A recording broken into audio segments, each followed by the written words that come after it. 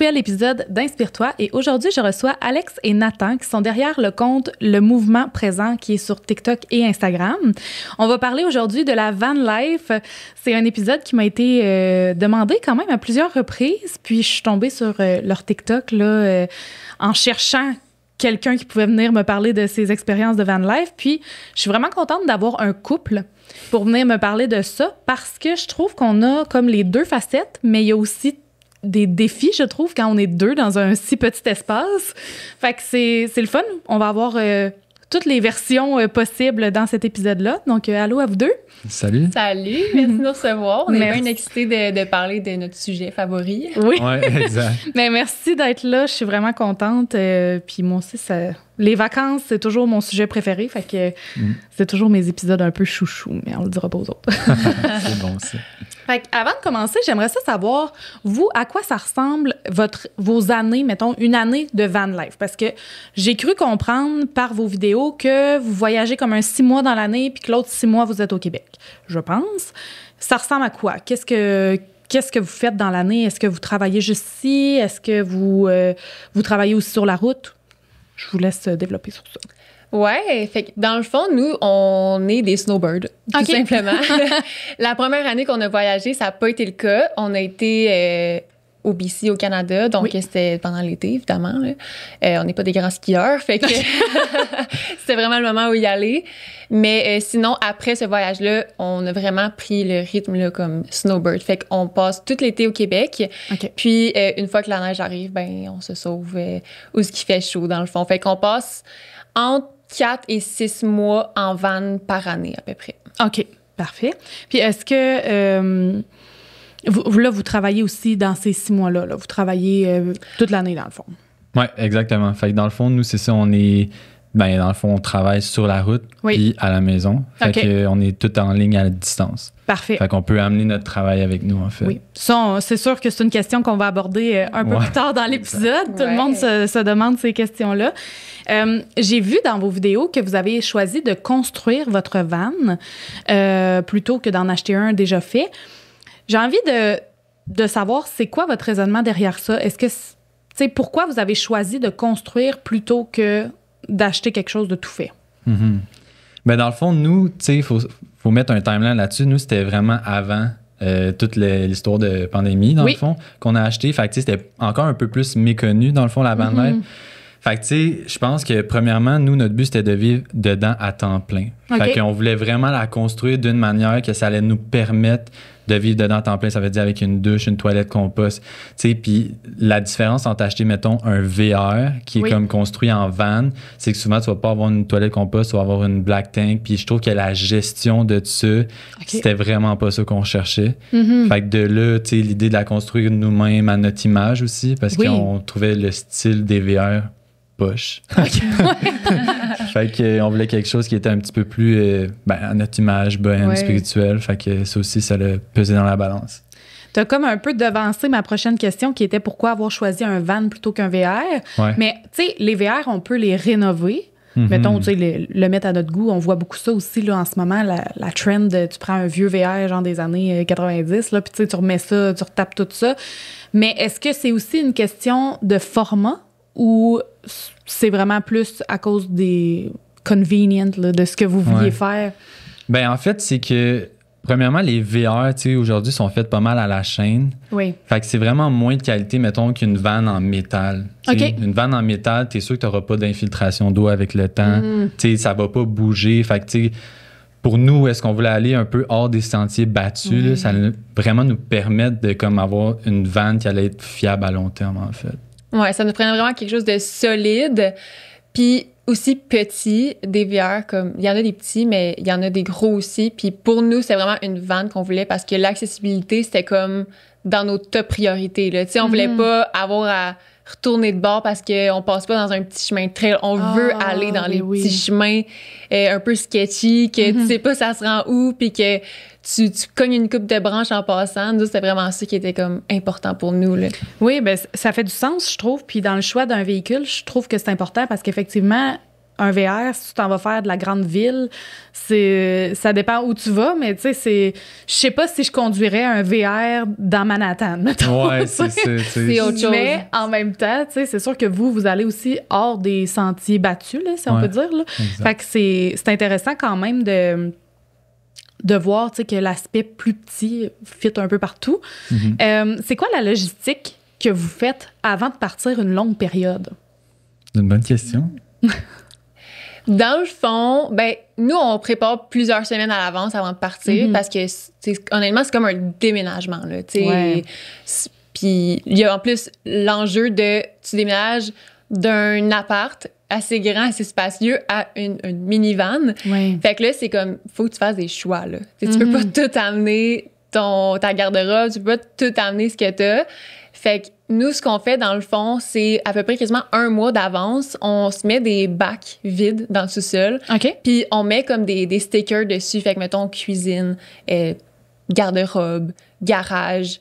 Puis au fur et à mesure qu'on pense à des choses que comme, oh mon Dieu, si on pourrait l'oublier, on va le mettre directement dans le bac. T'sais, à moins que ce soit des trucs qu'on utilise à tous les jours, là, évidemment. Mais fait qu'on accumule le stock dans les bacs au fil du mois. OK.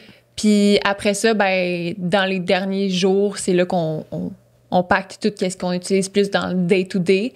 Parce que on oublie tellement de choses, là, tu sais, que, tu sais, on n'y aurait pas pensé, là, c'était dans un tiroir, mais on aurait besoin de temps en temps. Fait que, tu sais, c'est pas la fin du monde si on oublie des choses, sauf que c'est plate de toujours, comme, racheter du stock, là. Fait que... Oui, c'est ça. Vous avez choisi, dans le fond, de garder ce que vous avez à la maison puis de le trimballer plutôt que d'avoir en double, c'est ça? Ouais. Ouais, exactement. Ouais. OK. Pour l'instant, c'est ça. Oui. C'est sûr que c'est plate parce que l'été, quand on veut faire des trips de fin de semaine, il faut comme se reclaquer des trucs. On a des choses en double, mais pas toutes, là. Oui. Mais peut-être qu'éventuellement, on aimerait ça comme avoir des choses en double pour juste pouvoir y aller comme une fin de semaine sans avoir à pacter pendant 2 heures, là. Puis au niveau, mettons, tu sais, c'est dans la logistique, ça, c'est de ce que vous apportez, mais est-ce que vous avez de la préparation à faire pour vos emplois, même si c'est à distance? Est-ce qu'il y a des choses que ça change un peu votre horaire ou est-ce qu'il y a d'autres choses de chamboulées pour vos déplacements ou pas plus que ça, à part l'aspect de déménagement tout le temps, là? Ouais, ben dans le fond, on peut rentrer un peu dans c'est quoi qu'on fait comme travail, là. Oui.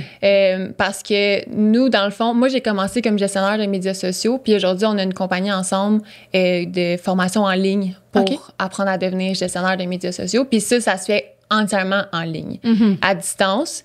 Fait que nous, dans le fond, quand on part, il n'y a rien qui change au niveau du travail. OK. On a nos bureaux dans notre van, Ah ouais? puis on fait à peu près le même nombre d'heures, tu sais, en van que quand on est au Québec, là. Fait que, tu sais, niveau travail, tu sais, pour nous, c'est... Puis on rentrera là-dedans un peu plus tard, comment qu'on en est venu à trouver un travail qui se fait à distance, là, parce que ça aussi, c'est un gros enjeu, là, comme quand tu veux partir, il faut que tu gagnes de l'argent d'une manière ou d'une autre. Fait que... voilà. Bien, surtout aujourd'hui, je trouve, parce que là, mettons, avant pandémie, on dirait qu'on a eu tout le temps parlé de cette période-là, là, la dark period. Là. Mais bon, on va devoir l'aborder pour cette partie-là. Mais avant pandémie, il n'y avait pas beaucoup de travail, je trouve, à distance. Pendant pandémie, la majorité du monde était qu'à distance. Et là, post-pandémie, on dirait que c'est comme s'il y a comme un vouloir de retourner dans les bureaux. Puis des fois, je me dis, mais pourquoi? Tu sais, si c'est nécessaire, fine, là. Tu sais, mettons que tu as une réunion puis que tu dois absolument être en personne. Mais je trouve que, pour moi, en tout cas, que tu fasses ta job de chez toi ou de... genre de n'importe où, je vois pas comme l'intérêt de retourner... Tu sais, partir de chez moi, embarquer dans le trafic, aller travailler dans un bureau pour faire la même chose que j'aurais fait assis chez moi dans le confort de ma maison. Fait que, tu sais, c'est sûr que ça va être vraiment intéressant qu'on embarque dans cet aspect-là de comment vous avez trouvé cette job-là. Puis on peut en parler tout de suite aussi, là. C'est drôle aussi, dans le fond, ce que tu viens d'aborder, parce que, tu sais, le timeline que tu viens de donner avec le boom du télétravail, mais ça l'a fait aussi un boom du van life. Oui. Fait que dans le fond, tu sais, pendant la pandémie, tout le monde était en télétravail, puis là, le seul moyen de voyager, c'était comme rendu une van, parce que tu peux plus prendre l'avion. Fait que là, tout le monde a acheté des vannes. Oui. Puis là, après pandémie, ben là, toutes les vannes sont à vendre, puis les prix redescendent. Fait qu'il y a aussi une hausse des prix, une baisse des prix. Fait que nous, on était vraiment chanceux là-dessus d'acheter avant que ça se passe. Oui. Ça l'a largement moins cher d'acheter une van neuve qui était à ce prix-là. Donc. En ce moment, on dirait aussi que, tu sais, comme tu dis, il y a eu une genre de mode, là, justement, de van life. Mais moi, pour être bien franche avec vous autres, là, je pense que depuis, genre, que j'ai 16-17 ans, je suis comme, moi, j'aimerais ça, avoir un VR puis le remettre cute. C'était même pas la mode de remettre ça cute, mais c'est juste que je trouvais ça terriblement laid. Puis j'étais comme, je veux mettre ça cute, puis genre, je veux voyager parce que je trouvais ça. Je me rappelle, j'avais même fait un plan d'acheter une vieille Dodge Caravan puis de mettre un matelas dans le fond. Ah, ouais. C'est ce que je voulais faire, finalement, ça s'est pas fait, là. Mais je pense que j'ai besoin d'un peu plus de confort quand même qu'un bac de van. Mais je trouve que c'est ça. On dirait qu'en ce moment, c'est une mode. Puis là, il y a comme même un jugement qui vient avec ça, là. Tu sais, il y en a qui sont comme, ben pourquoi tu fais ça? T'essayes juste de suivre la mode. Mais c'est comme... Ça n'a rien à voir. Là. Si tu as envie de faire ça, fais-le. Là. Même si c'est à la mode, même s'il y a 100 000 personnes qui le font, si j'ai le goût de le faire, je vais le faire aussi. Là, tellement. Ben oui, tellement. Puis il y a tellement de manières de le faire. Tu sais, tu parlais qu'une Dodge Caravan, ça se fait. Là. Nous autres, on a rencontré quelqu'un l'année passée que c'est exactement ça qu'il a fait. Il y avait une Dodge Caravan, un lit, puis un gros chien en plus. Ah ouais? Puis écoute, il a passé 5 mois avec nous à Baja. Là. Fait que oui, ça se fait. C'est sûr que évidemment, c'est pas très confortable à longue. Là. Justement, après ce voyage-là, ça, c'est son premier voyage. Fait que c'est une belle porte d'entrée. Si t'es pas sûr que tu vas aimer ça comme mode de vie, c'est bien correct de commencer petit aussi. Là. Ben oui. D'acheter de quoi de pas cher, que tu peux payer cash. Essaye-les. Barre une semaine, 2 semaines ou 1 mois si tu peux. Puis comme ça, tu vas vraiment comme comprendre qu'est-ce qui est important pour toi dans ta van aussi. Parce que ça, c'est assez difficile. Là. Surtout si tu veux la construire ou même en l'achetant parce que tu peux acheter différents types de vannes construits de différentes manières. On n'a pas toutes les mêmes priorités. Pour nous, le travail, c'est comme au centre de nos priorités parce qu'on continue de travailler. Mais il y en a que ça ne l'est pas parce que, peu importe, ils sont en saisonnier ou retraités, whatever. Puis pour eux, c'est pas important d'avoir un bureau, mais... Fait que bref, tu sais, il y a différents... vraiment tellement de manières de faire du van life, honnêtement, là. Oui, c'est ça. Puis je trouve que aussi, tu sais, comme tu dis, j'ai aimé ça que tu dises, il y a pas de... C'est pas grave de commencer petit parce que j'en parle souvent dans mes épisodes. Peu importe le sujet, je trouve que ça revient puis c'est comme si ça merge tout ensemble. La genre de pression des réseaux sociaux que tout soit toujours parfait. T'achètes une maison, faut qu'elle soit Pinterest dès l'achat, là. Il n'y a pas d'affaire d'attendre puis ramasser ton argent pour mettre ça cute, là. Puis tu sais, à un moment donné, je me dis, faut prendre un peu la notion de faire comme, à quoi ça sert de t'endetter de même juste pour mettre ta maison en photo sur Instagram, mettons. Tu sais, je veux dire, on aime tout ça, vivre dans quelque chose de cute, mais tu peux attendre 6 mois, mettons, pour acheter ton divan au pire, là, tu sais. Exact. Ouais. Puis j'aime ça, l'aspect de dire, regarde, commence par l'essayer, voir si t'aimes ça, parce que ça sert à quoi d'aller mettre 50 000 $, mettons, sur une vanne si finalement t'haïs ça, puis t'en fais 2 fois, puis après ça, t'as mis à vendre. Je trouve que c'est du temps gaspillé. Ouais. Vraiment. Puis on peut se lancer un peu dans le timeline si t'as envie, là, parce que ça se traite vraiment bien comme avec nos questions. Mais justement, moi, en fait, j'ai eu la piqûre du voyage parce que j'ai fait un voyage comme de 2 mois à Hong Kong dans le cadre d'un travail. Je faisais du mannequinat dans ce temps-là, haute couture. Fait que j'ai eu un contrat pendant 2 mois. Puis ça m'a comme vraiment sorti de la routine métro, boulot, dodo. Là. Puis c'est vraiment là que je me suis dit, OK, je veux comme continuer à voyager en ce moment. C'est ça ma priorité dans ma vie. Tu sais, je veux vraiment profiter puis découvrir des nouveaux endroits, découvrir des nouvelles cultures. Puis en revenant de ce voyage-là, c'est là qu'on a vraiment connecté. Nathan et moi, on commençait à se fréquenter un peu avant mon voyage. Puis après ça, on a vraiment comme connecté, là, pour vrai. Puis c'est là qu'on est devenu officiellement un couple. Puis à ce moment-là, on a commencé dans son Jeep Patriot avec un petit matelas mousse mémoire que comme on allait faire des nuits dans des places au Québec puis on se réveillait avec un mal de hanche extrême parce qu'on était à côté dans le fond. Fait que oui, tu sais, on a commencé par ça puis écoute, même si on se réveillait avec des mal de dos, on continuait puis on voulait en faire plus. Là, fait que ça a été un peu ça notre porte d'entrée. Puis aussi, il y a eu un événement. Là, l'élément déclencheur, dans le fond, qui a parti notre trip de vouloir aller en van, en fait. Puis ça, dans le fond, c'est qu'à un moment donné, on s'est ramassé dans un petit camping. Là. On avait pris une soirée de camping, puis ça a donné qu'il y avait un événement GoVan. Je sais pas si tu connais GoVan. Ben, je crois que j'ai déjà entendu de nom, mais explique-moi un peu c'est quoi l'événement. C'est un magazine du van life au Québec. OK. Fait qu'eux autres, ils font des événements, mais tu sais, ils sont aussi beaucoup présents sur les réseaux sociaux, puis c'est un peu comme le porte-parole de la van life, mettons, au Québec. OK. Puis il y avait un événement, justement, fait qu'il y avait un petit film là, avec un Westphalia, puis là, tu sais, on regardait autour de nous pendant qu'on était assis à cet événement-là, puis on regardait les gens, tu sais, puis il y avait tout l'air donc gentil. Tu sais, il y avait tout l'air genre d'être super chill, puis genre vraiment une belle communauté, tu sais. Ouais. Fait que ça nous a comme dit, wow, on veut faire comme partie de ça. Fait qu'en revenant à la maison, je pense 2 jours après, on a été acheter une van. Ah oui? Ouais, c'était genre coup de tête, là. On est des personnes un peu impulsives. Là, Ouais, comme c'est quand on veut quelque chose, on est vraiment impatient, puis on va juste le faire. Là.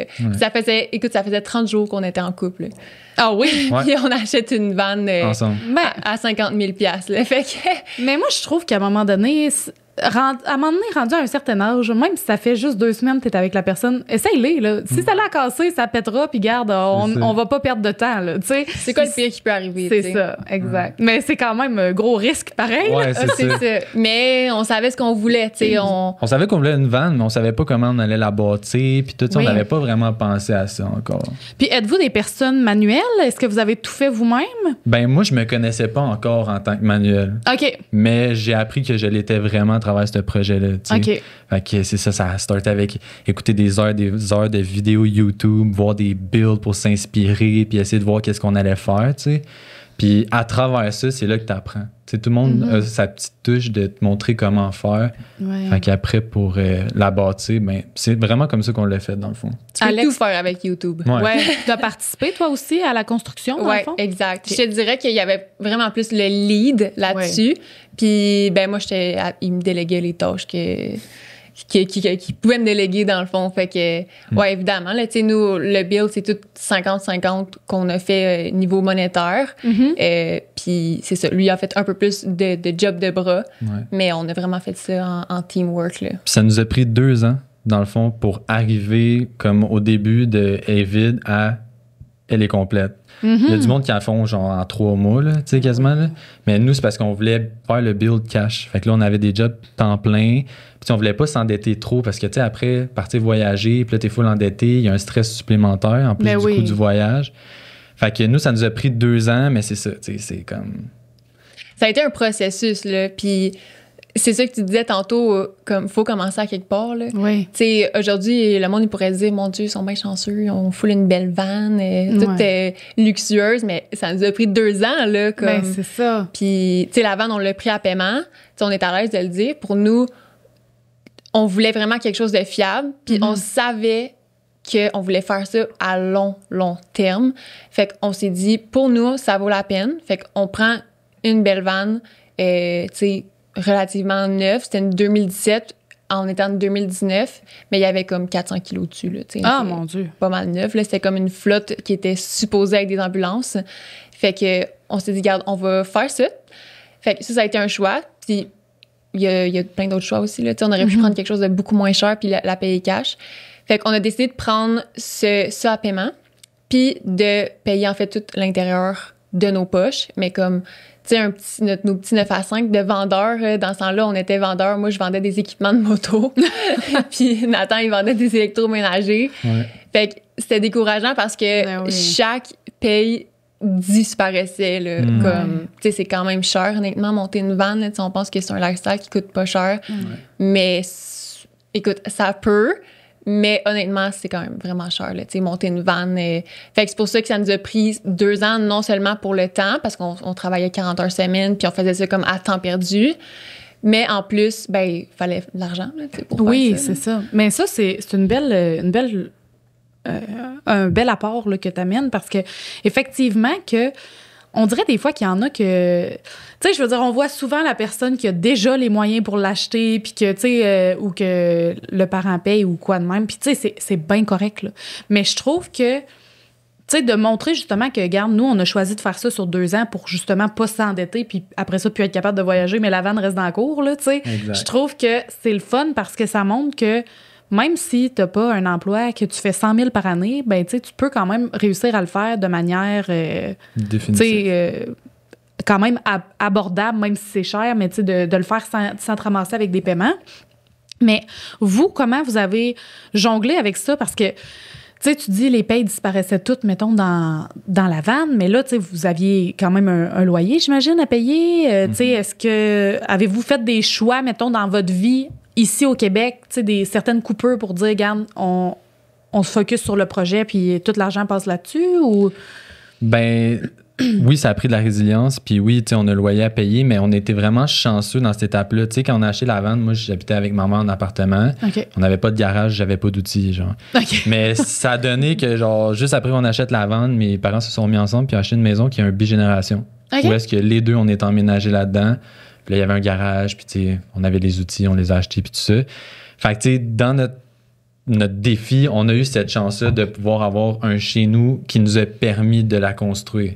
Ouais. Sinon, ça aurait été pas mal plus difficile, mettons. Là. C'est drôle parce que le bigénération, on le voit souvent de l'autre sens. Ouais, c'est ça. Ouais. Mais c'est cool, pareil, parce que est-ce que vous habitez encore là, dans le fond, quand vous êtes au Québec? OK. Exact. Fait que ça vous permet, dans le fond, d'avoir tout le temps votre pied à terre ici, mais de voyager. Oui, puis cette maison-là était abandonnée. Fait que, il a fallu aussi la rénover, ce qui a comme développé les skills de construction pour après comme rapatrier, mettons, dans la vanne. Fait qu'on avait comme 2 projets de construction en même temps. Là. Vous mettiez le couple à rude épreuve. Oh my God, oui. Ça a commencé en force. Ouais. Est-ce que ça a été difficile entre vous, mettons, de vivre ça, les rénaux, ou... Par moment. Par moment, oui, par moment. Honnêtement, ce qui mettait beaucoup de stress dans notre couple, c'était surtout le monétaire. Là. Mais oui. Parce que à un moment donné, comme quand t'as pas d'argent, t'as pas de lousse, tu peux pas te payer des luxes, on peut pas te dire quand on va se gâter au resto. C'est surtout ça, je te dirais, qui mettait comme du stress, puis comment ça va-tu finir, là? À un moment donné, là, ça faisait 1 an qu'on était dans la construction, puis on a comme hâte de partir, là. C'est sûr qu'on profitait entre-temps, on avait un matelas à terre, puis on allait faire des petits trips de fin de semaine, on en a aussi profité pendant la construction, mais notre vision, nous, c'est de partir comme plusieurs mois. Oui. Fait que oui, c'est sûr que par moments, on devenait comme un peu impatient, là, tu sais. Oui, ben je comprends aussi, là. Honnêtement, les rénaux juste d'une maison, c'est déjà quelque chose, puis tu restes à la même place. Mais là, quand t'attends pour pouvoir t'en aller à quelque part, c'est sûr que... Puis l'argent, c'est toujours quelque chose qui est stressant. Exact. Ben oui, c'est ça. Dès que t'es un petit peu serré ou que t'as de la misère à arriver ou que tu mets tout ton argent, c'est toujours quelque chose qui est angoissant, puis c'est pour tout le monde, là. Je pense, même les gens qui ont de l'argent, mais qui ont déjà vécu des situations de manque, ils deviennent quand même stressés avec l'argent, même s'ils en ont. C'est vrai, ça. C'est un stress constant. Oui, c'est ça. C'est comme si c'est jamais assez. Puis, ça devient difficile des fois de garder la tête saine là-dedans. Une fois la vanne construite, là, votre premier départ, ça a été où?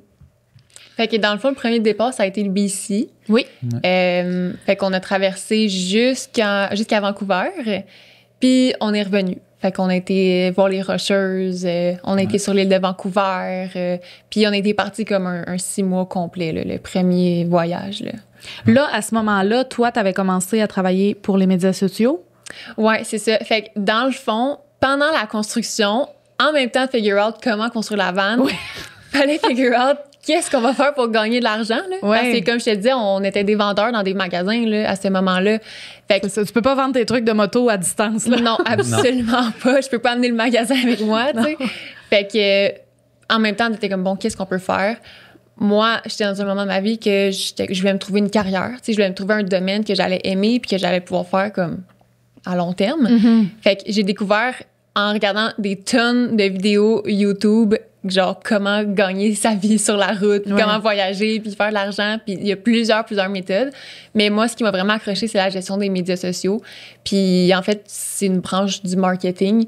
On crée des publications sur les médias sociaux des entreprises. Fait que quand j'ai découvert ça, je me suis dit, wow, comme ça pourrait être parfait, on peut faire ça à distance, je peux même faire ça à mon compte, si je veux. Fait que je me suis lancée dans un ASC pendant ces fameux 2 ans-là. Très intense. Encore de l'argent. Oui, encore de l'argent et beaucoup de temps. À un moment donné, ça fait beaucoup. Exact. Encore du temps. Fait que... Mais puis tu sais, en même temps, là, oui, c'est rough, mais quand tu as un objectif, quand tu as un end goal, puis que tu tout ce que tu fais, c'est pour une raison, je trouve tellement que c'est plus motivant, là. Ben, tellement. Je suis tellement d'accord. Puis tantôt, tu as parlé de sortir, tu sais, de la routine métro, boulot, dodo versus faire, mettons, ton rêve. Mais je trouve que le gap entre les deux, je trouve ça tough. Parce que il y a comme un genre d'espace nébuleux, tu sais pas trop ce qui va se passer, puis que, mettons que tu es dans ta routine métro, boulot, dodo, puis que t'as pas une scène. Tu sais, c'est dur de dire je fais le move, là. Exact. Tu sais, quand t'es vraiment à zéro, fait que là, il faut que tu restes là-dedans jusqu'à temps que tu réussisses à ramasser un certain montant pour être capable, mettons, de vivre une semaine ou deux, là. Mais c'est drôle, c'est encore, on n'a pas été dans le chemin traditionnel pour ça. Tu sais, justement, avant de partir, pour faire le lien avec un peu l'histoire, genre vers la fin de la construction de la vanne, tu sais, moi, j'étais tanné de ma job. Là. OK. J'étais quand même, OK, j'ai le goût de partir en vanne, mais là, elle n'est pas finie, ça me prend encore un peu d'argent pour la finir. Ouais. Puis, tu sais, ça me prend un job télétravail si je veux faire soutenir le voyage, mais j'ai dit, ça va s'arranger. Fait que j'ai juste laissé ma job. Puis, genre, tu sais, moi, j'ai un petit dicton par rapport à ça, c'est que quand tu fais de l'espace dans ta vie, ben ça donne l'opportunité, mettons, à l'univers de t'envoyer justement des opportunités. Puis, c'était exactement ça qui s'est passé. Fait que j'ai laissé ma job, puis pendant 2 semaines, là, je continuais un peu mes travaux sur la vanne, puis ma mère m'a juste envoyé une offre d'emploi chez La Feuille Verte à Drummondville. C'est genre une entreprise qui fait des produits naturels de chanvre, genre, pour la peau. Puis j'ai envoyé mon CV, puis ils m'ont interviewé, puis je suis devenu représentant là-bas. Ah ouais? Télétravail. À télétravail, fait que à distance. Fait que je commençais à faire ça, j'ai fini ma vanne, puis là, on avait un job télétravail. Alex était encore aux études, elle avait quasiment fini, mais ça nous a permis de partir. Mais c'est fou, pareil. Ouais. Je trouve que moi, je suis tellement anxieuse dans la vie. Je suis une personne, genre, l'anxiété dans le piton. Là, ouais. Fait que c'est le genre d'affaire que je regarde ça puis je me dis, oh my God, mais vous êtes tellement courageux. Mais en même temps, c'est qu'à un moment donné, si tu veux que quelque chose se passe, tu n'as pas le choix de faire ça. C'est ça, c'est de poser une action. C'est ça. Mais c'est vraiment cool. Puis en bout de ligne, tu te foutais sûrement un peu de la job que tu allais faire tant que tu pouvais travailler à distance. Pour vrai, ouais. Pour vrai, ouais. C'est le meilleur scénario possible au final qui s'est passé. Puis, tu sais, moi, quand j'ai laissé ma job, j'avais aucune idée de ce que j'allais faire. Ouais. J'ai l'expérience en vente. Là, à distance, c'est comme d'habitude, tu en vas chez le client ou tu es dans un magasin, c'est rare. Mais en plus de ça, la compagnie, au travers de justement notre voyage, au début de notre périple, ils apprennent à me connaître, ils savent qu'on est parti en van, ils savent que Alex c'est ma blonde, puis qu'on fait des belles photos. Ils ont fini par offrir un poste de gestionnaire de médias sociaux, le premier à Alex. Fait que les deux ont travaillé pour la même compagnie. C'est cool, ça, par exemple. Ouais. Vraiment. Fait que ça a été ça mon premier emploi, dans le fond, dans le domaine. Puis juste pour comme wrap up un peu, là, je sais que de l'extérieur, ça peut avoir l'air comme, oh my God, ils sont juste comme vraiment chanceux.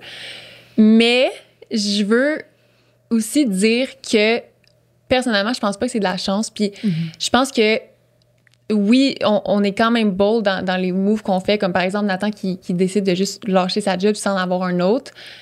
Mais c'est possible de juste prendre la décision que tu veux un autre job. Oui. Puis, mais tu sais, juste le dire dans ta tête comme je suis prête à autre chose. Je veux un nouvel emploi, tu sais. Puis le dire, puis le penser, puis te remémorer ça à tous les jours. Mais en gardant ta job actuelle, je pense que si tu t'ouvres à une nouvelle opportunité, c'est là que tu as le plus de chances d'en avoir. Parce que si tu te dis, pour moi en ce moment, tu sais, c'est pas possible, tu sais, j'ai un travail, fait que je peux pas faire ça. Mais si tu veux vraiment faire ça, commence par t'ouvrir à la possibilité que c'est possible pour toi. Tu sais, qu'il peut y avoir des opportunités qui peuvent arriver pour toi aussi, là. Fait que, tu sais, ça, je pense que c'est un mindset qui est tellement important à avoir quand tu veux, comme, un changement dans ta vie, là. C'est vrai. Puis c'est sûr que, tu sais, selon les circonstances de vie, tu sais, je veux dire, mettons, un père de famille, tu sais, qui a 4 bouches à nourrir, tu sais, c'est sûr que c'est peut-être pas possible de faire ça. Mais dans votre situation, c'était comme... C'est quoi le pire qui peut arriver, là? Tu sais, tu dis à ta mère, hey, j'ai besoin d'un petit coup de main, le temps que je me retrouve une job au pire, là. Ouais, peut-être pas, là, mais. Non, mais mettons que tu t'es bien dans la merde, là. Tu sais, il y a moyen de. Il y a toujours moyen, je pense, de s'organiser quand t'es tout seul avec toi-même que quand t'as d'autres gens à ta charge. Ouais. Mais comme tu dis, si tu te fais pas de place à essayer, tu sais, de t'ouvrir à d'autres choses, ça devient difficile, tu sais. Non, c'est ça. Puis, tu sais, nous, on a vu tellement de gens dans des situations tellement différentes sur la route que c'est juste une question de à quel point tu as envie de faire ça. Parce que tout le monde dit que... On dirait que tout le monde est comme « Ah, j'aimerais tellement ça. » Puis tu sais, c'est correct qu'on a toutes des choses qu'on dit qu'on voudrait, mais que réellement, c'est pas vraiment ça qu'on veut pour vrai. Mais parce qu'il y a des gens, il y en a des familles avec 3 enfants qui s'achètent un bus puis qui partent sur la route. Il y a toujours moyen de moyenner. Je pense que vraiment, c'est possible pour tout le monde. Puis peut-être que ça peut être plus long pour certaines personnes. Tu sais, comme prendre juste nous, ça a pris quand même un bon 2 ans. Là. Ah oui. Fait que c'est juste une question de est-ce que tu veux ça au point de tout réorganiser ta vie au complet pour faire ça, oui ou non? Je pense que c'est ça la première question, en fait. Puis après, le moyen, ben, il est différent pour tout le monde, je pense. Oui, c'est ça. Puis tu sais, vous avez quand même, tu sais, effectivement, vous n'avez pas eu de la chance. Vous avez quand même travaillé pour créer cette chance-là parce que vous n'avez pas rien fait. Là. Je veux dire, tu as décidé d'aller chercher un AEC. Vous avez, il y a beaucoup de choses qui ont bougé parce que vous avez pris des actions, justement. Exact. Comment ça marche quand vous partez en vacances? Mettons, là, vous partez votre 6 mois. Est-ce que accumulez-vous est-ce que, mettons, pendant l'autre 6 mois, vous dites on accumule de l'argent pour pouvoir payer nos campements ou tout ça? Ou j'ai cru voir une vidéo où est-ce que vous campez beaucoup dans des endroits gratuits? Ouais. Comment vous gérez ça, là, d'essayer le plus possible de pouvoir voyager le plus longtemps possible, mais sans que ça vous coûte des millions? Là? Ben, c'est sûr qu'il y a un avant puis après, parce qu'il y a nous pendant qu'on était salariés, puis là, nous qui est à notre compte, qui est plus à l'aise. Mais tu sais, mettons que je me mets dans l'avant. Le seul préparatif qu'il faut avoir, c'est faire la descente, comme maintenant, mettons qu'on va tout le temps aux États-Unis, c'est de préparer, mettons, le coût en gaz pour se rendre, mettons, à Baja, au Mexique, ou, mettons, en Californie, qui est proche de là. Fait que ça, c'est comme vraiment traverser les États-Unis au complet. Fait que je te dirais, c'est quoi? Ça peut te coûter 1 500 $ de gaz seulement, mettons. Fait que, tu sais, une fois que tu as ça, nous, on sait qu'on a, mettons, nos jobs, puis on sait que, tu sais, on a un revenu qui rentre, mais à part de ça, c'est vraiment le coût principal. OK. L'essence, c'est votre coût principal de votre voyage. L'essence, c'est le coût principal du voyage. Tu sais, pour le reste, des petits restos, ben, on va au resto ici aussi un peu, tu sais. Fait que c'est pas, tu sais, puis sinon, l'épicerie. Fait que c'est pas, tu sais, OK, on part en voyage, il faut que je me mette, mettons, un 5 000 de côté pour tout le voyage. Non, parce que nous, on a la chance de travailler en même temps. Ouais, puis pour nous, c'est pas des vacances. C'est vraiment comme notre vie normale. Fait que... C'est un mode de vie. Ouais, on vit pas d'une manière... Ben oui, on vit d'une manière différente, mais dans le sens, on fait pas tant plus de dépenses, sauf le gaz, que dans notre vie normale. Tu sais, on paye notre épicerie, on paye nos déplacements. Peut-être qu'on fait un petit peu plus d'activités, mais en même temps, on en fait quand même beaucoup au Québec.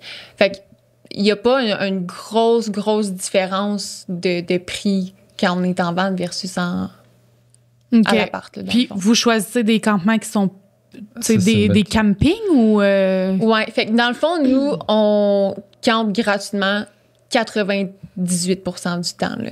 Fait qu'on paye pas de camping. Il y a une application qui s'appelle iOverlander qui est exclusivement faite pour ça. Dans le fond, la majorité de la communauté Van Life se trouve, dans le fond, sur cette application-là. Puis c'est comme une espèce de map, dans le fond, puis tu vois tous les endroits où tu peux camper. Fait que tu peux cliquer dessus, puis aller voir, il y a des photos. Puis il y a tous les gens, mais en tout cas ceux qui ont laissé des reviews, dans le fond, qui ont été à cet endroit-là. Fait qu'on peut savoir un peu, est-ce que c'est bruyant, est-ce que c'est grand, est-ce que il y en a qui ont des plus gros véhicules, est-ce que mon bus va rentrer à cet endroit-là, est-ce que ça se rend bien, fait que ça, c'est tellement comme une ressource inestimable là, en van, là, c'est vraiment merveilleux. Là. Puis tu sais, ça, c'est un partage, dans le fond, cette application-là, parce que c'est tous les van lifers qui créent les spots. OK. Fait que, mettons, tu arrives dans un spot puis il n'est pas encore sur l'application, mais tu as un peu comme le devoir dans la communauté de le rendre accessible, bien sûr, si ça ne va pas déranger les gens autour. Puis il y a comme des critères à respecter un peu pour les spots, là. Mais c'est ça, fait que c'est un gros partage d'informations, dans le fond, qu'on se donne les uns entre les autres, puis ça nous permet justement de pouvoir camper à des endroits gratuitement. Tu sais, pour te donner un exemple, mettons, en Arizona, je pense que 70% des terres sont des BLM, puis ça, des BLM, c'est un peu comme les terres de la couronne ici. OK. Ça veut dire que tu peux aller comme rester 14 jours, camper 14 jours là-bas gratuitement. Ah oui, il y a ça ici aussi? Ben, les terres de la couronne, c'est un peu une terre qui appartient comme au gouvernement, je pense, ou à la couronne. Ouais. Puis c'est ça, ouais, tu peux rester là-bas, puis tu peux faire des installations même qui sont pas fixes dans ces terres-là. Genre une tente, maintenant? Ouais, genre exactement. Ouais, c'est ça. Fait que c'est un peu le même principe là-bas, mais il y en a beaucoup plus. Tu sais, quand je te dis 70%, c'est que tu peux camper quasiment partout, là, tu sais, sur le bord des montagnes, puis dans le désert, puis tu sais, il y a tellement de spots, c'est incroyable. J'ai l'impression, moi, je suis une fille, justement, qui fait la van life, puis elle, c'est à temps plein, là. Ben, sûrement que vous savez c'est qui, là, Abby Jocelyn, là. En tout cas, elle est américaine, là. Puis oui. elle est qu'aux États-Unis, tout le temps, là, dans ses périples. Puis j'ai l'impression qu'il y a comme plus cette notion-là de, je veux dire, laisser les gens camper comme ça, versus que ici, on dirait qu'à chaque fois que j'entends ça, le monde se font réveiller en pleine nuit par la police pour se déplacer. Est-ce que vous trouvez, tu sais, c'est-tu une mauvaise perception de ma part ou... C'est 100% valide. Okay. 100% valide. Nous, on campe plus beaucoup au Québec, tu sais. C'est comme, tu sais, quand on revient ici, oui, on travaille plus puis tout, mais c'est vraiment plus facile aux États-Unis. Ouais. Vraiment. C'est possible de le faire au Québec, mais il y a beaucoup moins d'endroits où camper. Fait que, tu sais, beaucoup moins de choix. Fait qu'il faut que tu fasses plus de routes. Puis les endroits sont peut-être moins le fun, mettons, qu'aux États-Unis, là. Aux États-Unis, écoute, c'est ça, des BLM. Parce que aussi, surtout quand tu vas à l'ouest, c'est beaucoup de désertique. Puis ces endroits-là, dans le fond, il n'y a rien, personne. Fait que tu peux camper là... justement 14 jours, puis tu te déranges pas un chat, là. Tandis qu'au Canada, Spinotaire, la couronne au Canada, c'est de la forêt. Fait qu'il n'y a pas de place pour se camper, là. Pas comme un désert, là. T'sais. Non, c'est ça. Ça roule moins bien là, dans une forêt, là, à moins qu'il y ait des chemins, là, mais... C'est ça. Mais pourquoi vous pensez que c'est moins accepté ici? Parce que, tu sais, on entend des fois le monde qui sont là, bon, là, tu sais, il y a eu une espèce de mode, là, qui disait que les campeurs comme ça, c'était quasiment comme des sans domicile fixe, là, tu sais. Puis à un moment donné, je me dis, on dirait que je vois pas c'est quoi qui dérange si la personne est respectueuse des lieux, puis que, tu sais, évidemment que si tu laisses tous tes déchets, puis tout ça, je comprends, là. Mais sinon, si tu respectes les lieux, puis que tu déranges pas, j'ai comme de la misère à comprendre pourquoi que c'est pas accepté. Est-ce que ça vous est arrivé de vous faire réveiller la nuit puis de devoir changer de place? Ben...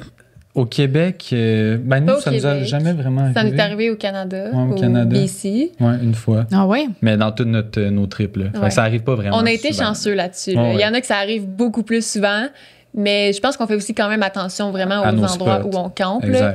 Mais ça peut arriver, j'imagine, surtout au Québec. Là, Sur quoi vous vous basez? C'est sur ce que les gens ont dit comme review? Exactement. C'est vraiment ça qui fait, tu sais, s'il y en a plusieurs qui ont dit « Ah, moi, je me suis fait réveiller par, mettons, une sécurité », ben là, tu sais qu'il y a une sécurité qui passe pour réveiller les gens, tu vas pas aller là-bas. Le pire qui peut t'arriver, je pense, c'est ça, c'est de te faire réveiller en pleine nuit. Il y a personne qui essaie de tenter de vivre ça. Fait que tu vas juste choisir un autre spot rendu là. Aussi, il faut être conscient du temps que tu passes dans certains endroits. Fait que c'est sûr que si tu es dans un endroit où il y a des maisons autour ou que c'est une place comme assez touristique, il y a bien du mouvement, tu vas pas rester là comme pendant une semaine, là. Mais non. Tu vas pas camper, squatter la place parce que là, tu deviens comme un squatteur. Là. Tu t'empêches les gens de profiter d'un emplacement ou tu restes là trop longtemps. Là. Fait que des endroits comme ça, c'est 1 ou 2 nuits gros max. OK. Parce que sinon, ben c'est là que à un moment donné, quelqu'un va appeler la police, il va dire hey, ça fait comme 4 jours que ce van-là bouge pas. Puis c'est là que tu vas te faire réveiller. T'sais. Fait qu'il faut faire attention. Ils ferment le spot aussi. Tu sais, dans le fond, dans Overlander, des fois, il y a des flags rouges qui disent « Ah, ce spot-là est maintenant fermé » parce que les gens, souvent, il y en a qui ont trop abusé, tu sais. Okay. Fait que c'est ça, il faut faire attention aux règles non écrites que j'appelle de la van life, qui est comme d'être un bon van lifer, dans le fond, puis de faire ça selon les règles de l'art pour justement que ça se perpétue, puis que pas tous nos spots se ferment, puis que ce soit encore possible de camper gratuitement à certains endroits, tu sais. Ouais. Puis tu sais, pour revenir à ce que tu disais tantôt là, par rapport à, tu sais, au Québec, les États-Unis, je pense que c'est vraiment une différence de culture. Tu sais, ici, on est beaucoup sur les règlements. Puis aux États-Unis, c'est au contraire. Là, c'est, mettons, New Hampshire, live free or die. Là, c'est vraiment plus la liberté. Fait que, tu sais, je pense que c'est une différence au niveau de la société, à quelque part. Ouais, puis même chose pour les chiens. Au Québec, c'est super difficile de sortir en nature avec des chiens. C'est comme interdit à 75% des endroits. C'est terrible, ça. Ouais. Puis en plus, on est tellement une société qui adore. On a quasiment tous des chiens. Là, au Québec, on est super animaux de compagnie, mais on sait pas où les sortir. Si t'aimes ça, aller dans des parcs puis tout, c'est super difficile. Puis au Québec, ce qu'on a remarqué de tous les endroits où on a voyagé, c'est que, tu sais, des accidents, il y en arrive tout le temps, puis partout. Il y a toujours des gens qui abusent des endroits. Il y a toujours des gens qui vont laisser des déchets ou des gens qui vont pas ramasser le caca de leur chien dans des parcs. Ça va arriver. Sauf que au lieu d'amener des solutions, puis là, je fais une généralisation, mais au Québec, ils vont comme juste interdire. Oui, c'est ça. Fait que c'est ça qui est dommage. Même chose pour les chiens. Là, OK, on n'a plus le droit d'aller là avec notre chien. Tandis que, par exemple, même au BC, c'est mieux, honnêtement. Au BC, il y a des petits dispensers à sac à caca pour les chiens à l'entrée des parcs. Puis il y a des pancartes pour dire ramasser vos déchets. Ouais. Fait que, au lieu, je trouve, de trouver des solutions, on est souvent comme barré de ces endroits-là, là, au Québec. C'est dommage parce que, justement, aux États-Unis, je trouve que, tu sais, t'en vois beaucoup qu'ils vont aller magasiner dans des vêtements, là, puis ils ont le chien avec eux autres, là, dans le centre d'achat, là. Puis, tu sais, je suis comme, ils dérangent pas le chien. Tu sais, puis même sur les terrasses, tu sais, ils vont avoir le chien. Tu sais, je suis comme...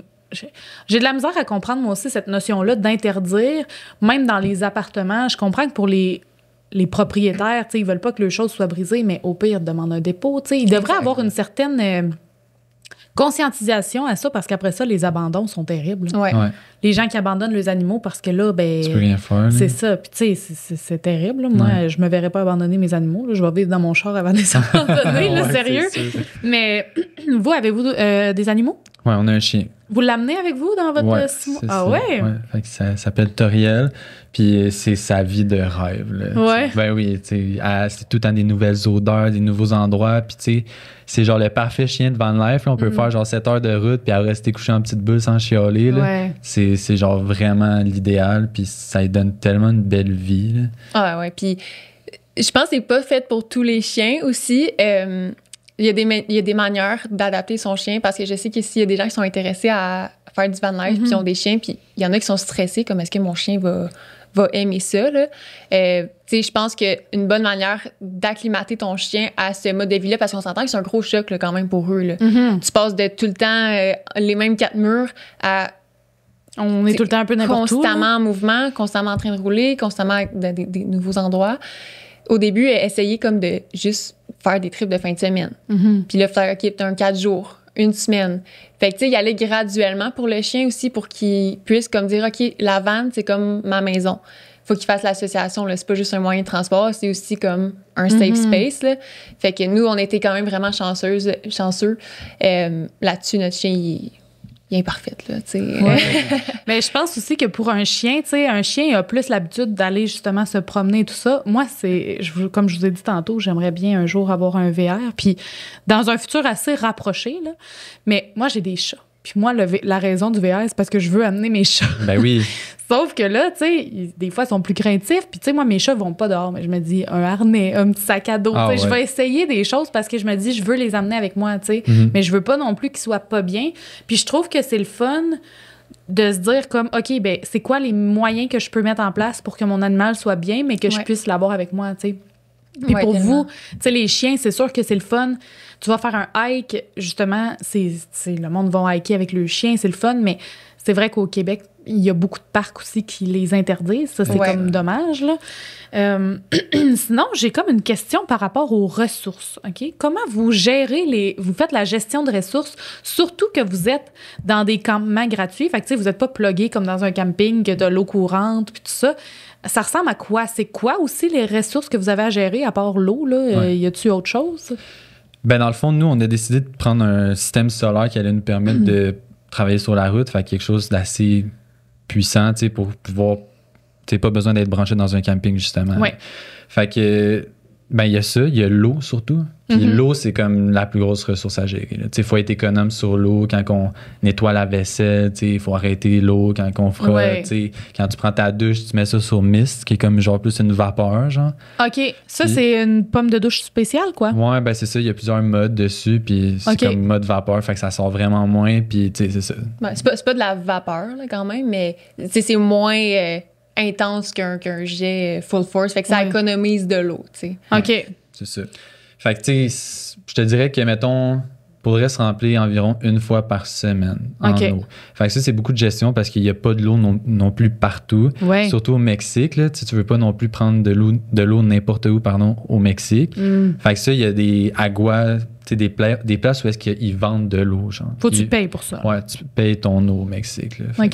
Au Mexique, mais pas aux États-Unis. Non, aux États-Unis, tu peux dans remplir gratuitement? Ouais, c'est ça, il y en a pas mal plus partout, là, fait que, mettons, dans les dépanneurs, dans les parcs, là, fait que, il y a ça à gérer. Puis, tu sais, un autre aspect qu'on pense pas de la gestion, là, c'est de bâtir les choses puis les débâtir dans une vente. Genre, mettons, faire un bureau, là.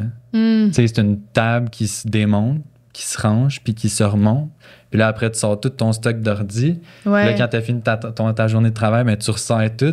Puis ça, c'est beaucoup de gestion, genre de faire les choses puis les défaire tout le temps. Tandis que dans une maison, tu arrives, tout est prêt tout le temps. Oui. Tu sais, ta station de bureau est là. Tu t'assois à ton bureau, tu ouvres ton ordi, c'est fait. Mais en vente, c'est comme, OK, je sors la table.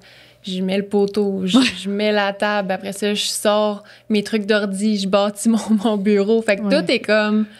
plus long, le processus est plus, c'est ça, plus long. Là. C'est plus de travail. Je vais passer, le chien est dans les jambes, tu sais, c'est comme, tu sais, c'est un petit espace. Là. Puis c'est ça, t'as pas le choix parce que l'espace est tellement petit que si tu laisses tout ça traîner, et puis quand tu roules aussi, tout va tomber. Là, exact. C'est ça. Quand on roule, il faut tout ranger là, pour qu'il n'y ait rien qui tombe, évidemment, parce que nous, on est en cabine ouverte aussi, là, tu sais, la cabine conducteur connecte avec notre...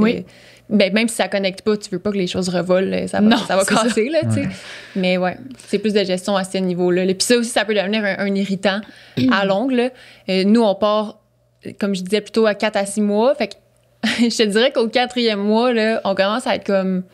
Bon, OK, je commence à être tannée là, de le faire à chaque jour, mon bureau. Puis aussi, tu parlais de gestion, il y a les poubelles aussi. Chose qu'on pense pas nécessairement, mais... On a des déchets, puis il faut trouver une place où les jeter. C'est où que vous les jetez? Dans une bine ordinaire ou... Des poubelles publiques. Walmart, c'est un sure shot. Des poubelles dehors, tu sais. C'est ça, il y a souvent des poubelles dehors. Des fois, il n'y en a pas. Fait que là, on y va. Bon, il n'y en a pas ici. Fait qu'on va aller voir ailleurs. Des fois, il y a des containers. Fait que c'est comme... Parce que je vous demande ça parce que j'ai déjà vu... En fait, je suis allée à New York dans la période des fêtes, là, en décembre dernier. Puis, c'était marqué, justement, que, tu sais, les gens avaient pas le droit de jeter des déchets personnels, mettons, tu sais, comme de leur maison, puis d'aller jeter ça sur le bord de la rue dans les poubelles de la ville. Mais est-ce que ça, vous voyez ça, ou c'est juste parce que là, c'est une grande ville, puis... Ben, on en voit, mais on se sent pas comme concerné. Mais c'est que vous avez pas non plus des poubelles, genre, ben, c'est si ça, tu là, démolis c'est quelque sac, chose. là, à un moment donné, c'est tout petit comme poubelle là, pour que ça rentre en dessous du lavabo. Là, dans mais non, ça nous est jamais arrivé, ça, de voir des pancartes comme ça. Souvent, tu vas au resto, il y a une poubelle dehors. Ça se fait assez bien. Je pense que les affaires de maison, c'est plus des déchets, genre, le gars, il défait... son salon, puis il y a du plâtre, puis il s'en va mettre ça là, c'est pas super. Mais c'est ça, ça, c'est tous des éléments de gestion, puis on pourrait ajouter aussi, dans le fond, la bouffe. Parce que, tu sais, on a un tout petit frigo, un tout petit congélateur. Fait que ça, c'est environ d'aller faire l'épicerie à chaque semaine aussi. Fait que t'es comme tout le temps... Tu sais, le maximum que tu peux passer en nature en un bloc, c'est pas mal une semaine en vente.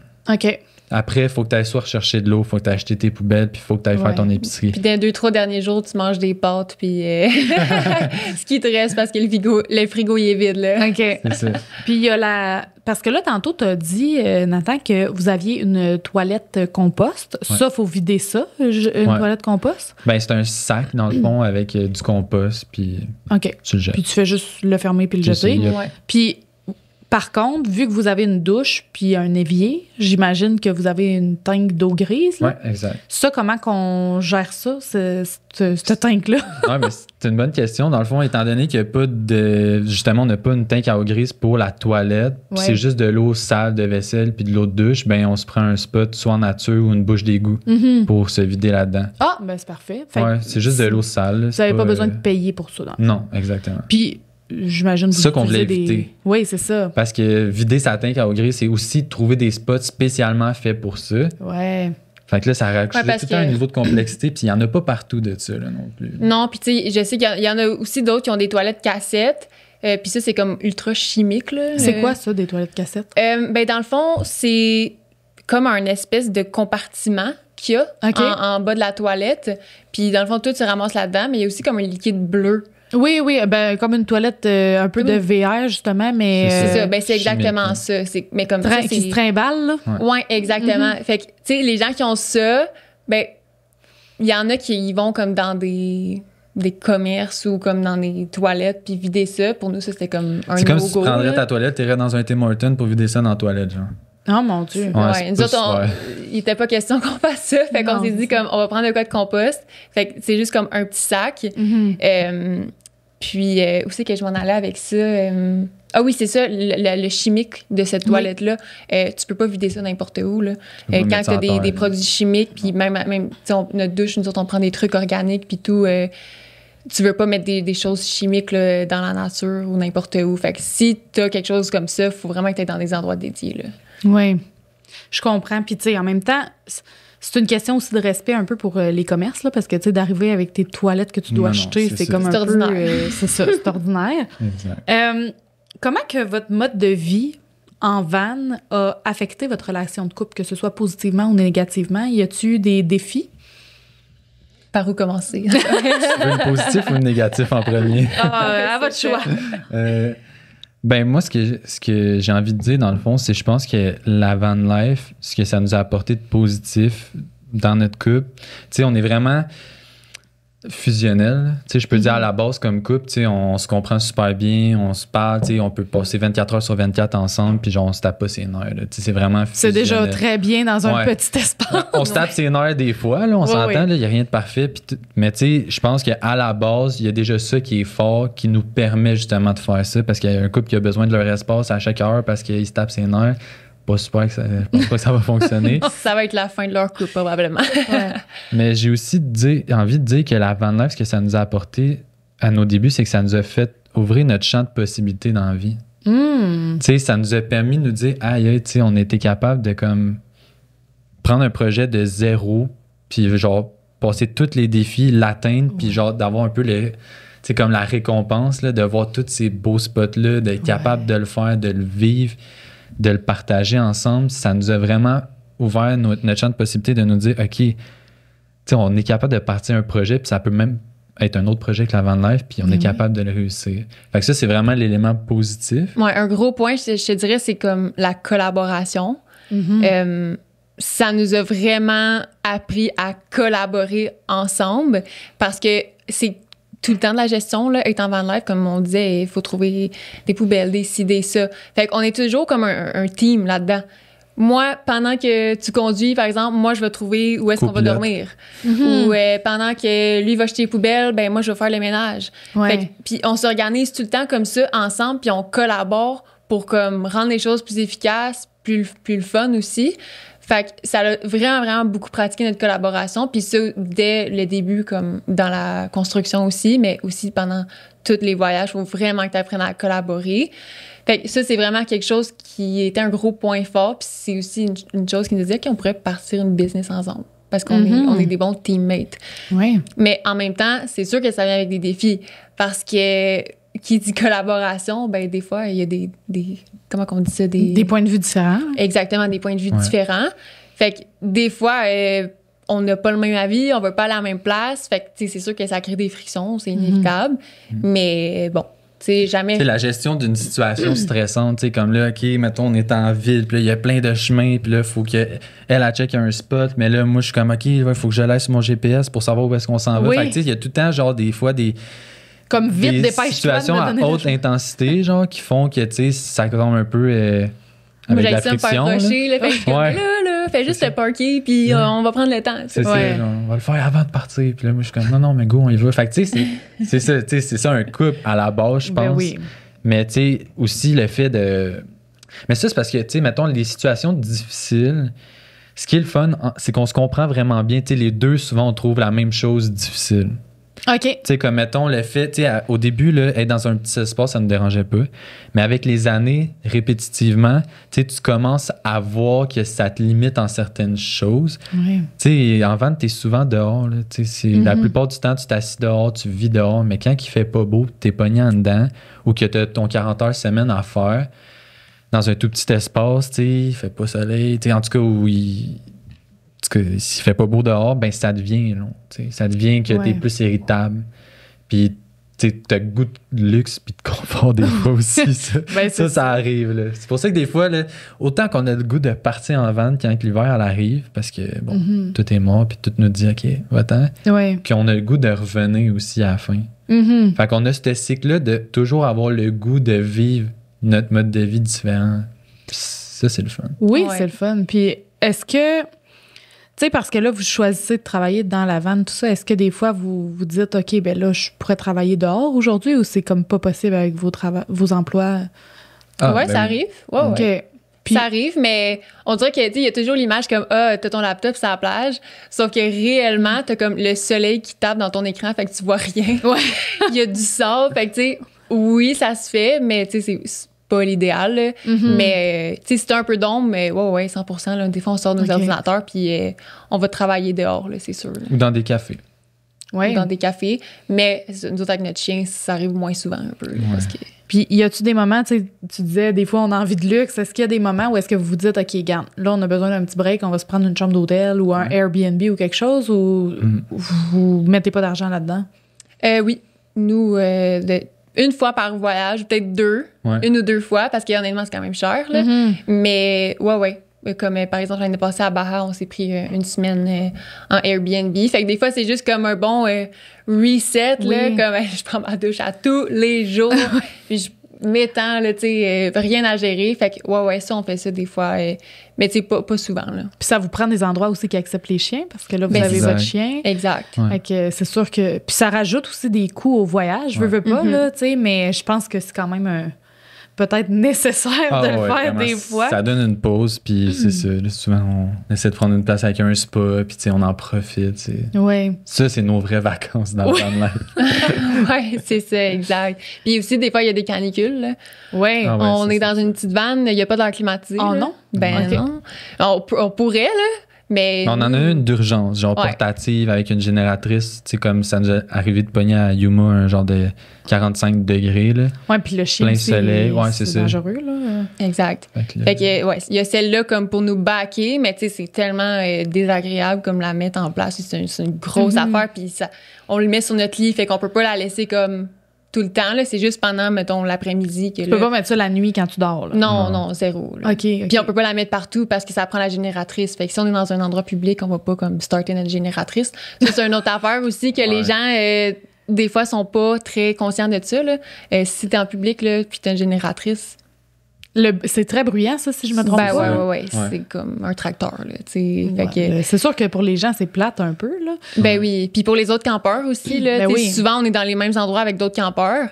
C'est comme pas très agréable comme bruit, là. Fait que nous, on l'utilise vraiment juste comme en cas de grosses canicules comme ça, là. Ouais. Puis là, j'ai comme une question un peu bizarre, mais... Pourquoi, mettons, tu sais, parce qu'on entend souvent qu'on peut dormir dans les parkings de Walmart, là, tu sais, puis même proche de chez nous, il y a un Walmart, puis je vois tes campeurs à tous les jours, puis je suis comme, bon, tu sais, parfait, ils ont une place pour coucher, puis tout ça, mais pourquoi on peut pas juste se stationner, exemple, dans un quartier résidentiel, mettre des trucs pour fermer les fenêtres, là, tu sais, pour pas qu'on voit à l'intérieur, puis dormir là? Ça arrive. OK, vous le faites. Il y a des spots, souvent ils s'appellent street parking. OK. Puis ça nous arrive des fois de faire ça, mais c'est comme, faut vraiment que tu regardes les pancartes. Tu sais, s'il n'y a pas de pancarte, puis c'est une rue résidentielle, tu peux le faire. Mais c'est aussi que, tu sais, je pense qu'il y a des gens qui pensent que, tu sais, en van life, c'est tout le temps, est-ce que je vais bien me sentir à ce spot-là? Oui. Tu comprends? Est-ce que je vais bien dormir la conscience tranquille? Si je suis dans un Walmart puis qu'il y a plein d'autres VR, ben, je sais que j'ai le droit d'être là puis j'aurai pas de problème, je vais pouvoir dormir. Tandis que si je suis dans un street parking, que la madame m'a vu arriver puis qu'il y a encore la police parce qu'elle est comme, il y a quelqu'un devant chez nous, je sais pas c'est quoi, c'est une grosse vanne blanche. Ouais. Puis là, tu te fais knocker, tu te fais réveiller. Il y a tout le temps... Tu sais, la conscience tranquille, j'appelle. C'est beaucoup ça en van. Fait que c'est pour ça qu'on se fie sur les reviews, tu sais, des fois, on va peut-être arrêter sur le bord de l'autoroute au Walmart parce que tu sais que tu repars le lendemain faire de la route. Tu sais, ça sert à rien de... Honnêtement, il y a tellement... Question de circonstances. ...d'endroits sur Eye Overlander que, tu sais, il faut vraiment que tu sois mal pris pour te parker dans un quartier résidentiel. Là. OK. Puis comment vous gérez l'aspect de sécurité? Parce que c'est sûr, tu sais, là, je vais y aller un petit peu dans le cliché, mais tu sais, Alex, j'imagine que le fait d'avoir ton chum avec toi, ça, tu te sens peut-être plus en sécurité que si t'étais une femme seule, tu sais, en van.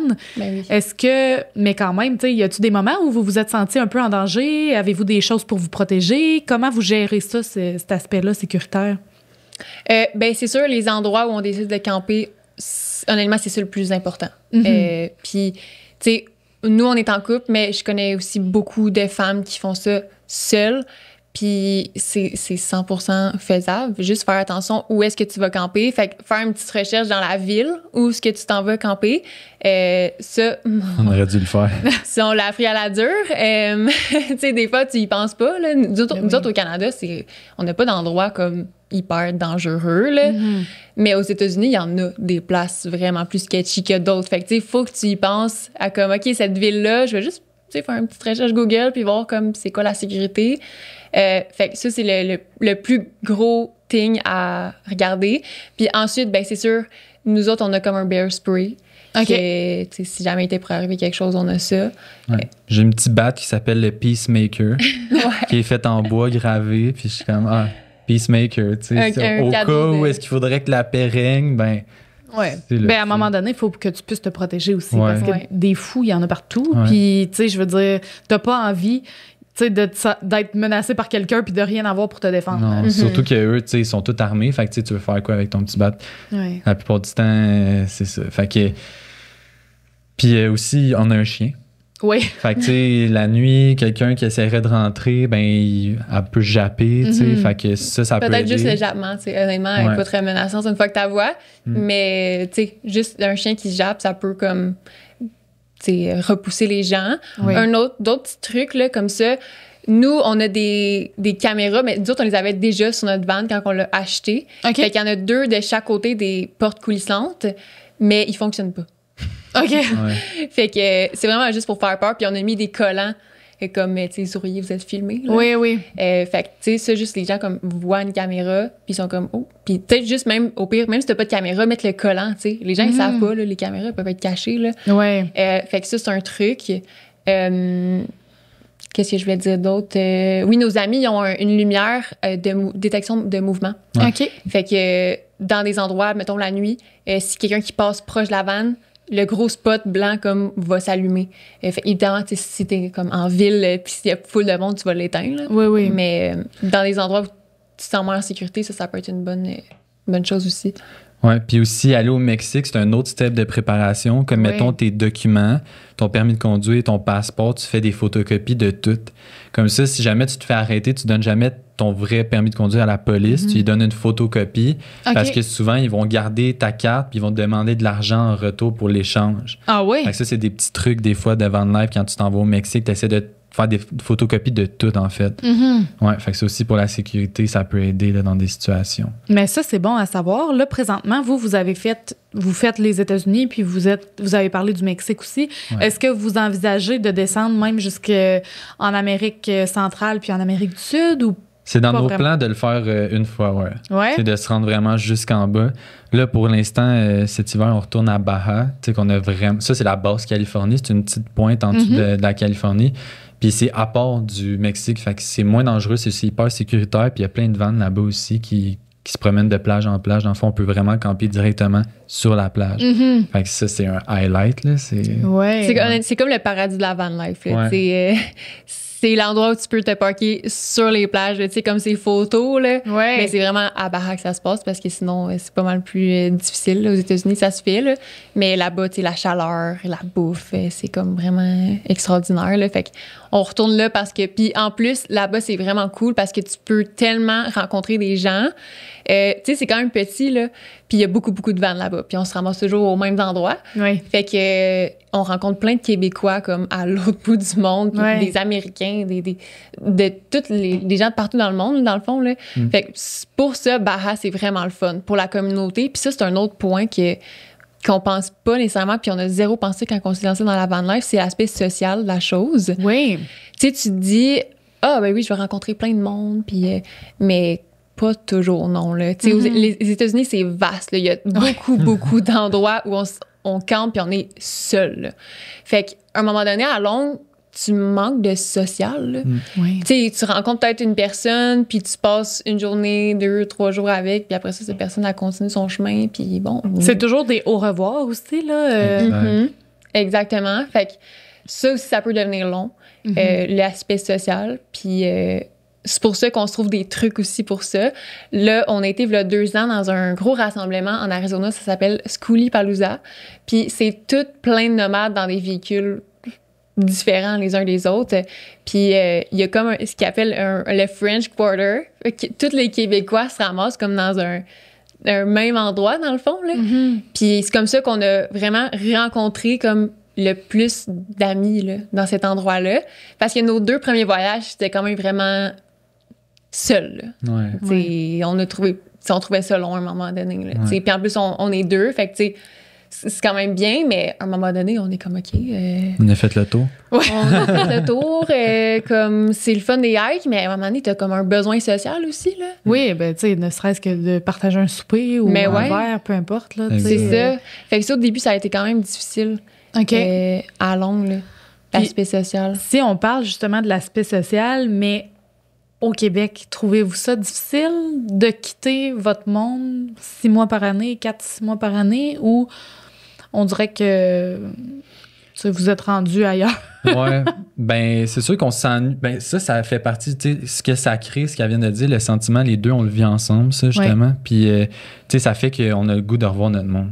Tu sais, à un moment donné, tu sais, l'aspect social, c'est comme, OK, j'ai le goût de revoir ma famille, tu sais, de justement, tu sais, comme on habite à côté, fait qu'on est hyper proche, là. Fait que... Ouais. Puis aujourd'hui, tu sais, on a perdu beaucoup d'amis, là, on va se le dire, là. Tu sais, on a changé de mode de vie, on a parti une business, fait que, tu sais, il y a des amis qu'on a perdu de vue. Mais on est chanceux parce qu'on se fait des amis qui ont un mode de vie comme le nôtre. Fait que, tu sais, on ressent pas vraiment cette coupure-là extrême, là, tu sais, parce que nos amis aussi sont van-lifers, là, fait qu'on n'est pas... non, c'est pas si difficile. C'est plus après 4-5 mois que là, on commence à s'ennuyer, tu sais. Ce qui arrive aussi, je trouve, c'est que quand tu passes sur une longue période, mettons plus qu'un 2 semaines dans ton année, je trouve que tu reviens au Québec, puis dans le fond, il n'y a rien qui a changé. Tout est pareil. Fait que c'est comme... On dirait qu'on a... Avant de faire le premier move, de faire un voyage plus long ou peu importe, j'ai un peu l'impression que les gens sont comme « Ah, mais là, j'ai peur de manquer des choses, j'ai peur de ci, j'ai peur de ça. » Puis dans le fond, quand tu reviens, le monde a continué de vie bien standard, bien ordinaire, et que tu sais, t'as pas manqué grand-chose. T'as peut-être manqué 2-3 soupers, 3-4 gossips, mais dans le fond, tu sais, je trouve pas... En tout cas, moi, personnellement, j'ai pas trouvé... Tu sais, je me suis pas sentie à dire « Oh mon Dieu, je suis rendue un imposteur ici. » Tu sais, j'ai trouvé que c'était la même chose. Ouais, tellement. Puis moi aussi, j'ai tellement vécu ça dans mon premier comme gros voyage de 2 mois. On dirait que j'avais le FOMO là, qu'on appelle, le Fear of Missing Out. Oui. J'étais comme « Oh my God, je manque tellement de choses au Québec, avec mes amis, puis tout ça. » Puis finalement, je suis revenue, puis j'étais comme « Bon, OK, non, là, c'est comme bien normal. » là. Fait que ça, il faut faire attention à ça aussi. Là. On dirait qu'on est souvent, les humains, en train de penser que il y a quelque chose de mieux, comme, après. Puis ça, dans nos premiers voyages, on l'a comme tellement vécu. Puis si tu pars à un moment donné ou d'autres personnes partent en van, on dirait qu'on est tous dans le même pattern, qu'on a comme une liste, là, puis on veut voir plein de choses. Puis on est comme, OK, on va voir ça. OK, après ça, on va voir ça. Puis tu penses là que comme la prochaine endroit va être meilleur que celle-là, mais c'est complètement faux. Fait qu'au bout de la ligne, tu vois plein d'affaires. Puis ça a été ça dans nos premiers voyages. Puis finalement, on est comme, oh my God, on a vu tellement de choses, mais on dirait que j'ai comme peu le temps d'intégrer. Comme, on a-tu vraiment profité de ces endroits-là où on a juste comme, OK, on a vu le Grand Canyon. OK, on a vu Sequoia National Park. OK, on a vu ça. À un moment donné, dans nos premiers voyages, on a fait comme 7 parcs nationaux en 1 mois. Ça faisait beaucoup, là. C'est ça, on s'est brûlé, tu sais. C'est le wow factor. Tu sais, c'est plate parce que tu commences, tu es comme, aïe, c'est épique. Puis là, t'envoies, mais à la fin, ça n'a plus le même impact. Fait que tu sais, de garder une balance dans ton voyage aussi, c'est super important. Parce que justement, tu veux garder ton wow factor puis rester émerveillé, mais d'aller trop vite puis trop beau quasiment, tout d'une shot, c'est comme, bah, OK. On aurait pu vraiment prendre notre temps dans ces endroits-là puis vraiment comme maximiser l'espace, tu sais, au lieu de tout le temps dire on va aller pour ça, puis après ça, puis après ça. Puis à un moment donné aussi, tu t'épuises, là. Comme si tu changes d'endroit à chaque jour ou à chaque 2 jours, à un moment donné, t'es tanné de rouler, là. Fait que c'est aussi ça. Ben oui, ben regarde, un des exemples, moi, j'arrive du Portugal. J'étais allée 2 semaines au Portugal et j'ai passé 2 jours. Tu sais, comme j'ai changé de place tous les 2 jours, puis c'est parce que là, j'étais là 11 jours, puis je voulais comme maximiser le plus possible. Mais franchement, je suis revenue ici, je suis vidée. Ah ouais, c'est pas des vacances relaxantes, là, tu sais. Je trouve que vous avez la possibilité d'être là dans une van qui est votre chez vous, qui vous suit, dans le fond, puis d'être là pendant une bonne période. Fait que c'est le fun de pouvoir prendre le temps puis de dire comme aujourd'hui, là, genre, je suis brûlée, je dors toute la journée. Exact. C'est pas grave. Ça te prend des journées comme ça, pour vrai. Là. Ouais, tellement. Puis il faut vraiment que tu vois ça comme c'est un marathon, là, c'est pas un sprint. Là. Oui, c'est ça. Surtout si t'es là comme plusieurs semaines ou plusieurs mois, prends ton temps, là, parce que sinon, tu vas t'écœurer trop vite. Là. Fait fais comme tu fais à tous les jours. Là, prends du temps pour lire. Puis les décors, ils vont toujours être là. Oui, c'est ça. Et comme le Grand Canyon, il va être encore là la semaine prochaine. Il va être encore là dans 1 an, tu sais. Fait que juste prends ton temps. Puis c'est ça l'erreur qu'on a faite au début, c'est qu'on a fait comme un super gros itinéraire. Là, on a traversé toutes les États-Unis d'est en ouest. Puis après ça, on a refait le Canada. Mais honnêtement, même en 5 mois, c'est trop, là. En tout cas, à notre avis, là. Comme nous, on aime, c'était trop. Fait qu'on aurait juste dû couper l'itinéraire, le faire plus court, puis juste plus enjoy, tu sais, plus apprécier les endroits, là, au lieu d'essayer d'en faire comme un maximum possible. Ben, je comprends ce que tu veux dire, parce qu'à un moment donné, tu te dis, garde, au pire, je retournerai l'année prochaine si j'ai pas le temps de faire ça cette année. J'ai tellement de questions encore à vous poser.